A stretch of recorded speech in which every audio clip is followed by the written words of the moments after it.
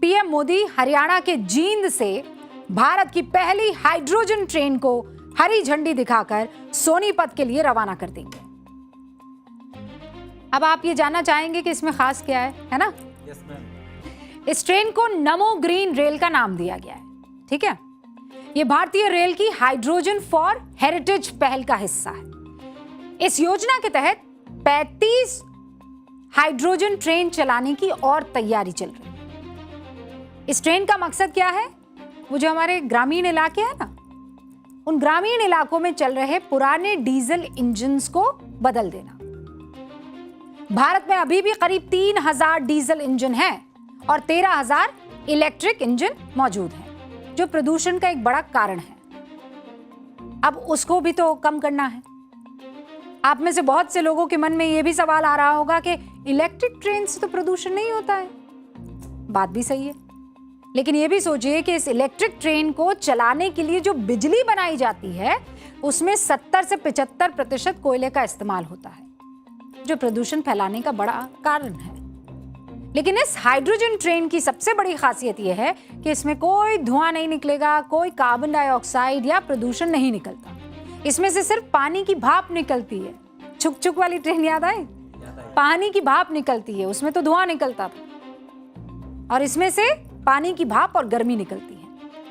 इस हैरान करने वाली तकनीक से पहले आपको इसकी कुछ खासियत बताती हूं। यह ट्रेन पूरी तरह से भारत में तैयार की गई है। चेन्नई के इंटीग्रल कोच फैक्ट्री ICF ने इसे तैयार किया है। यह ब्रॉड गेज प्लेटफॉर्म पर दुनिया की सबसे लंबी और सबसे शक्तिशाली हाइड्रोजन ट्रेन है। दुनिया की ज्यादातर यूरोपीय देशों की हाइड्रोजन ट्रेन में 2 से 5 कोच होते हैं, क्योंकि वो स्टैंडर्ड गेज पर चलती है। भारत की इस हाइड्रोजन ट्रेन में 10 कोच होंगे, जिसमें 1200 किलोवाट कैपेसिटी के हाइड्रोजन फ्यूल सेल सिस्टम लगाए जाएंगे। अब मैं आगे आपको बताऊंगी वो सिस्टम क्या है। इस ट्रेन की मैक्सिमम स्पीड 120 किलोमीटर प्रति घंटे की रफ्तार होगी, लेकिन इसे 75 किलोमीटर प्रति घंटे की स्पीड से चलाया जाएगा, क्योंकि जींद से सोनीपत के बीच 13 स्टेशन आते हैं और इन स्टेशंस के बीच इतनी दूरी नहीं है कि इसे फुल स्पीड में चलाया जा सके। ट्रेन की स्पीड कम करने में ईंधन का नुकसान होगा, इसीलिए उसे 75 की स्पीड से चलाया जाएगा। यह सुबह 7:40 पर जींद से रवाना होकर 9:40 पर सोनीपत पहुंचेगी और वापसी में सुबह 10:40 पर सोनीपत से चलेगी और दोपहर 1 बजे जींद पहुंच जाएगी। इस ट्रेन का किराया कितना है बता सकते हैं? पर्चा हुआ ना लीक। मात्र 5 रुपए से 25 रुपए तक का किराया। और एक खासियत यह भी है कि ट्रेन दूसरी ट्रेन की तुलना में 60% कम शोर करती है। यात्रियों को शांत और आरामदायक यात्रा का अनुभव मिलेगा। हाइड्रोजन ट्रेन चलते फिरते पावर हाउस यानी बिजली घर की तरह होती है, क्योंकि अपनी बिजली खुद बनाती है। इसके लिए बिजली के खंभे और वायर्स की जरूरत नहीं पड़ती है। इस ट्रेन में आगे और पीछे 2 इंजन लगाए जाते हैं। इसमें हर इंजन में हाइड्रोजन टैंक होते हैं, है ना? हाइड्रोजन टैंक या फिर उसे आप सिलेंडर भी कह सकते हैं। इनमें हाइड्रोजन गैस भरी जाती है। हाइड्रोजन टैंक में वही होगा। इस हाइड्रोजन को हवा से ऑक्सीजन लेकर ट्रेन में रखा जाता है। ट्रेन में जो वो फ्यूल सेल स्टैक है उसमें भेजा जाता है। ठीक है, अभी उसको, ये जो ट्रेन आपको दिखाई दे रही है, इस ट्रेन के नीचे की तरफ इंजन है। ऊपर आपको कुछ काला काला सा दिखाई दे रहा है, गेट के ठीक ऊपर कुछ काला काला सा दिखाई दे रहा है ना? वो जो ट्रेन के एकदम, वो वहां से ऑक्सीजन आएगी। ठीक है, और वो नीचे जो हाइड्रोजन सिलेंडर है वो, और वहां पर जो फ्यूल सेल स्टैक है वो मिलकर एनर्जी को जनरेट करेंगे और फिर वो इंजन को चलाएगा और इंजन फिर पहिए को चलाएगा। इस रासायनिक प्रोसेस से सीधी बिजली बनती है। इस बिजली से ट्रेन की इलेक्ट्रिक मोटर घूमती है, जो फिर पहियों को घुमाती है और ट्रेन चलती है। इस पूरी प्रक्रिया में किसी भी तरह का धुआं नहीं निकलता। इसमें से सिर्फ वाटर वेपर यानी पानी की भाप निकलती है और इसीलिए आने वाले टाइम में यही ट्रेन देश को आगे ले जाएगी, आपको अपने गंतव्य तक पहुंचाएगी। ऐसे ही प्रशासन ने नियमों का हवाला देकर नोटिस थमाया, वैसे ही हमेशा की तरह इस देश का एक खास इकोसिस्टम एक्टिव हो गया। इस इकोसिस्टम के लिए कानून, नियम, नक्शे कोई माने नहीं रखते। इसके लिए माने रखता है सिर्फ और सिर्फ एक नैरेटिव, एक एजेंडा। धर्म का नाम लेकर विक्टिम कार्ड खेलिए बस। लेकिन चलिए, सिर्फ और सिर्फ फैक्ट्स के बेसिस पर मैं आपके सामने कुछ चीजें रखती हूं। आपको पता है, रामपुर विकास प्राधिकरण ने 1 जुलाई को जौहर यूनिवर्सिटी को नोटिस जारी किया था। परमिशन और नक्शा पास होने के दस्तावेज मांगे थे। उनका जवाब सुना गया, उन्हें व्यक्तिगत सुनवाई का मौका भी दिया। इसके बाद पता चला कि 38 ये जो आलीशान प्रॉपर्टी आपको अभी दिखाई दे रही है, 38 बिल्डिंग अवैध तरीके से निर्मित है। फैकल्टी के सिर्फ नाम गिनते जाइएगा। Department of pharmacy, staff club faculty, मतलब डिपार्टमेंट ऑफ फार्मेसी, फिर स्टाफ क्लब, फिर फैकल्टी ऑफ इस्लामिक स्टडीज, फिर उसके बाद एक एक करके ये देखिए पैरामेडिकल, फिर faculty of agriculture, faculty of engineering, B Ed की और एवं faculty of humanities, faculty of law admission building, admin building, सब के सब बिना नक्शा पास कराए बनवा दिए गए। इसके अलावा सरकारी सड़क को भी आजम खान ने अपनी पर्सनल प्रॉपर्टी बना दिया। जगह जगह गेट तक बना दिए गए। आम लोगों के लिए बनी 3.5 किलोमीटर की सड़क पर कब्जा कर लिया। आजम खान ने यूनिवर्सिटी तक पहुंचने के लिए पुल तक बनवा दिया ताकि घर से सीधे हम अपने किले तक पहुंच सके। वाह, क्या रईसी है।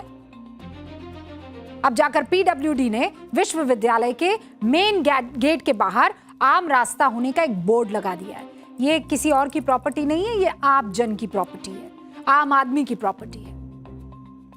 3-4 तरह के घिसे पिटे कीवर्ड सामने आने लगे। एक तो धर्म वाला नैरेटिव, यहां क्यों चला दिया, वहां क्यों नहीं चलाया, शिक्षा का मंदिर कहकर गिल्ट ट्रिप में डालने की कोशिश पूरी चालू है।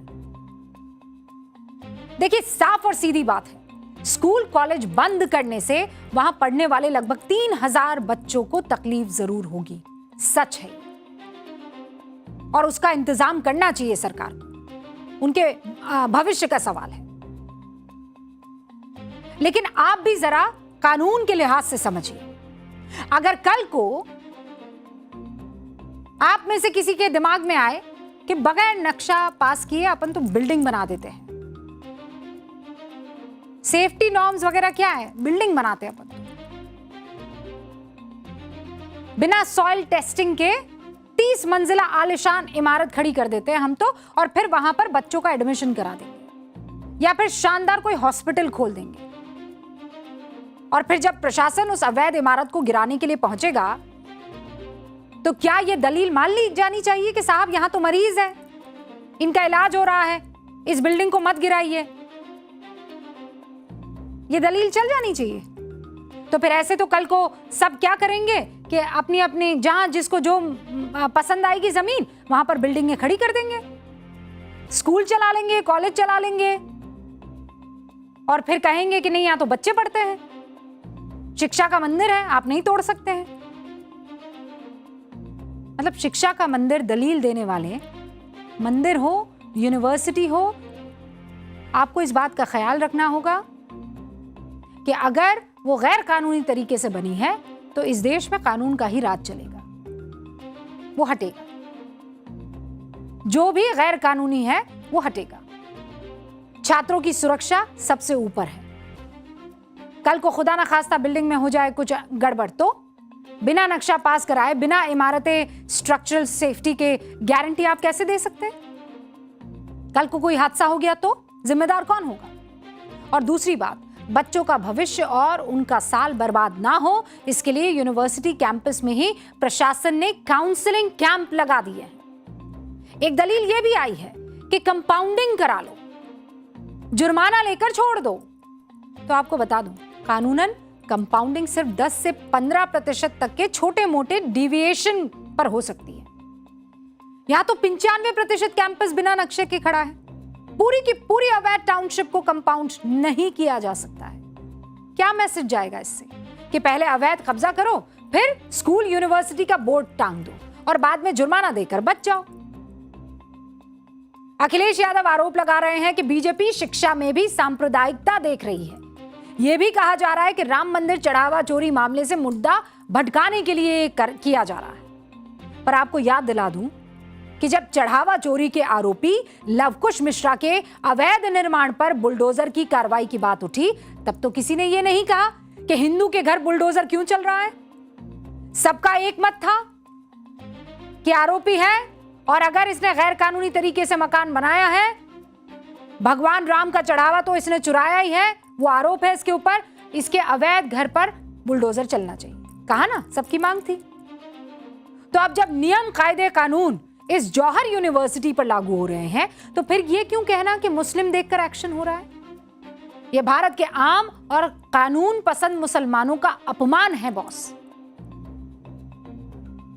इस यूनिवर्सिटी के सो कॉल्ड जौहर की कहानी नई नहीं है। नियमों की अनदेखी की लिस्ट है और बहुत लंबी लिस्ट है। यूनिवर्सिटी की बुनियाद पर पहले भी जालसाजी, टैक्स चोरी, जबरन कब्जे, पैसे की हेरा फेरी के कई गंभीर आरोप लग चुके हैं। जुलाई 2019 26 स्थानीय किसानों ने अपनी 35 बीघा जमीन पर अवैध कब्जे की एफआईआर दर्ज कराई। अप्रैल 2024 आजम खान और उनके परिवार पर किसानों की जमीन हड़पने के 22 मामलों में आरोप तय हो चुके हैं।